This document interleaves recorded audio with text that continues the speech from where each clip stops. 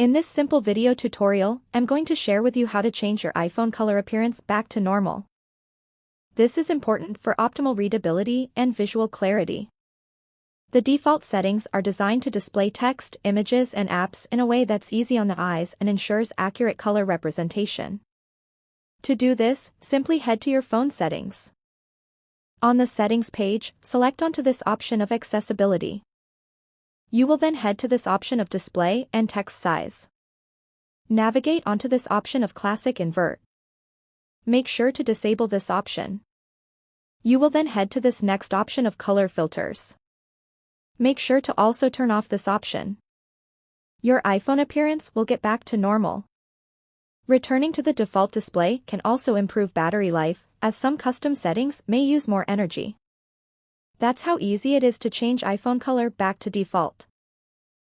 If you have any questions, just let me know in the comments section down below.